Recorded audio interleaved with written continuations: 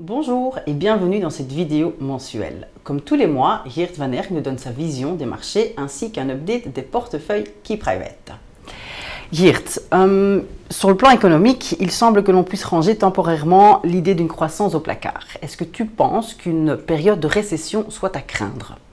Non, je pense qu'il est trop tôt de parler d'une récession mondiale, une récession globale. Néanmoins, si nous regardons notre indicateur préféré, la confiance des industriels, on constate que la confiance des industriels devient de plus en plus pire chaque mois. Un indicateur qui nous fait un petit peu plus peur, c'est l'évolution des exportations un peu partout dans le monde, dans la zone euro, mais aussi dans les pays émergents. Sur l'écran, vous voyez l'évolution du carnet d'ordre pour l'exportation. Et on constate que dans les pays développés et dans les pays émergents, il y a un recul de cet indicateur. Et nous nous trouvons sur le niveau de 50 points. Si le niveau est au-dessus de 50 points, on parle d'une croissance. Si le chiffre est en dessous de 50 points, on parle d'un recul de l'activité économique. Et vous voyez très clairement que l'évolution est très négative sur le moment. Donc, il faut rester quand même très alerte pour l'évolution de l'économie mondiale. Il est certain que nous vivons actuellement une décélération de l'activité économique et cette décélération a aussi des conséquences négatives pour les marchés des actions et les marchés des matières premières. Donc, je pense qu'il est logique ce qui se passe maintenant sur, par exemple, les bourses, parce que l'économie mondiale devient de plus en plus faible. Les marchés financiers sont tourmentés depuis un petit moment déjà maintenant. Les marchés boursiers se replient, les taux d'intérêt augmentent, l'or ne semble pas vraiment réagir à la volatilité accrue. Peux-tu nous donner un peu plus d'explications à ce sujet ainsi que l'impact sur les portefeuilles Key Private? Ok, commençons-nous avec les marchés des actions. Depuis le début de l'année, il y a un vainqueur, ce sont les actions des pays des États-Unis. Donc les actions américaines ont, fin octobre, gagné presque plus de 13%. Il y a un marché qui a beaucoup perdu, ce sont les actions des pays émergents, qui sont à moins 8% cette année, de nouveau, fin septembre.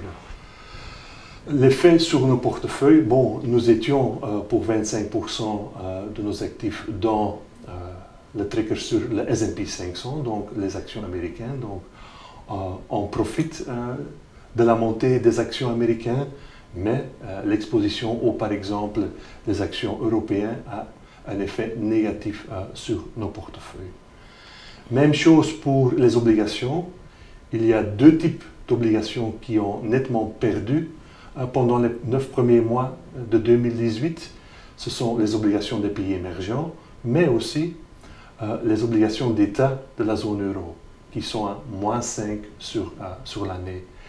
Là, on constate un effet de l'Italie. Donc, l'Italie pèse pour 20-25% dans l'indice de ce type d'obligations. Donc, il est normal que les obligations d'État de la zone euro performent pas si bien, même si on a de la volatilité élevée sur les marchés des actions et normalement les obligations d'État fonctionnent comme un valeur de refuge. Donc ce n'est pas du tout le cas actuellement. Il y a un type d'obligation qui gagne encore et ce sont les obligations high yield, donc les obligations à haut rendement de la zone euro. Et puis, si on finit avec l'évolution des marchés des matières premières, l'or négatif et les métaux industriels fortement négatifs, moins 16% sur les premiers 9 mois de 2018.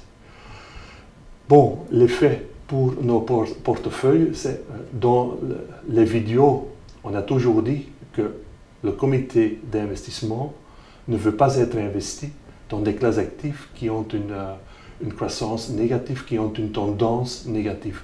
De cette façon, pendant le mois d'août, où la plupart des bourses ont perdu 2, 3, 4%, nous n'étions pas investis dans les pays émergents, ni pour les actions, ni pour les obligations. Nous n'avions pas eu de l'exposition sur l'or, sur les métaux industriels, et de cette façon, nous arrivons fin septembre avec des rendements nets encore positifs pour les profils neutres. Par contre, pour les profils dynamiques, nous sommes négatifs pour en moyenne moins 2,5, moins 3%. Donc, cela de nouveau l'effet d'une performance positive pour les actions américaines, mais on souffre aussi par les expositions aux actions de la zone euro et de la zone Pacifique. Et ici, vous avez une vue sur les rendements bruts depuis le lancement de KeyPrivate. Merci Geert. Pour finir, examinons ensemble la composition actuelle de nos portefeuilles et puis si tu peux nous en dire un peu plus sur la stratégie utilisée dans cet environnement boursier difficile. Ok. Donc ici, vous voyez la composition actuelle de notre profil 5. Donc pour la partie actions, nous avons une préférence pour les actions américaines et les actions japonaises. De nouveau, ce sont deux marchés qui étaient fin septembre encore dans une tendance haussière. Donc le comité d'investissement examine chaque mois la tendance des différents types d'actions, des différents types d'obligations. Et nous avons constaté fin septembre que par exemple la tendance pour les actions des pays émergents était fortement négative, donc nous ne préférons pas d'être investis dans ce type des actions. Même chose pour les obligations des pays émergents, les obligations d'État de la zone euro se trouvent dans une tendance baissière, donc nous ne voulons pas être investis dans ce type d'obligations. Il ne reste qu'un marché, une classe d'actifs dans les obligations qui est encore dans une tendance haussière. Ce sont les obligations à haut rendement de la zone euro, ce qu'on appelle aussi la high yield. Donc 30% est investi dans ce type d'obligations. Et nous n'avons pas des expositions aux matières premières, ni pour l'or, ni pour les métaux industriels. Notre stratégie reste la défense. Donc, en octobre, vous êtes au courant que les bourses ont chuté.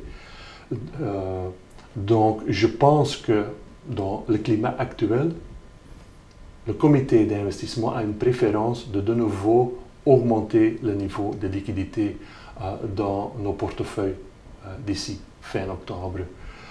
On constate que, par exemple, l'or commence à monter, mais je pense que la montée est encore trop faible pour avoir une exposition sur le prix de l'or.